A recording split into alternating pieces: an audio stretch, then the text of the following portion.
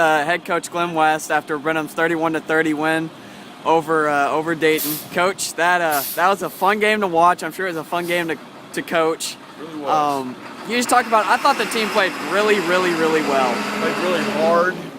We talked all week about what happened last week and how we weren't going to panic. Yeah. And sure enough, right off the bat, they scored, and then they scored again, and we just weren't going to panic. We said, let's relax, we're okay. And when we came into 21-21 at halftime, we were extremely relaxed because we knew at that point we'd taken their best shot, and we were tied up. And felt like it was really important in the third quarter with the wind at our face that we needed to eat up some clock. We were glad to score, but we really wanted to eat up some clock because last week they had a close game against Little Cypress, but the wind, Little Cypress had a bad punt, and then it was over. Mm-hmm. And so that was really key that we moved the ball on that series and scored right off the bat.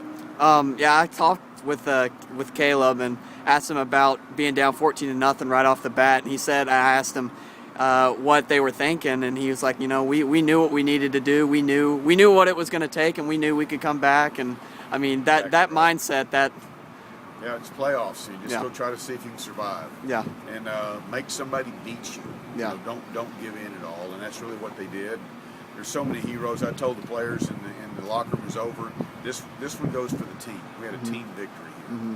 Great victory. There were so many plays, defensively, offensively, that just turned the tide of the game. First one being that fumble that Dayton had, and y'all ended up scoring after that. Right. And then there was the missed extra point that Dayton had, and then we squeaked that field goal in. Yeah. The game on that. So, can you just talk about those plays? And you've always said turnovers make a difference in the playoffs. You can't beat yourself, and I think we had one penalty that really hurt, one holding penalty. But other than that, we didn't have the penalties that we'd had before, and we didn't have turnovers. 2 weeks in a row that we didn't have turnovers. Yep. And that's key. I mean, you don't do that, you got a chance to win. So that was big. And then it's a game of inches. I mean, if it goes over the bar by an inch, you win. Yeah. And that's what happened. It was a game of inches. And one extra point was really close, and the field goal was really close, but we made it.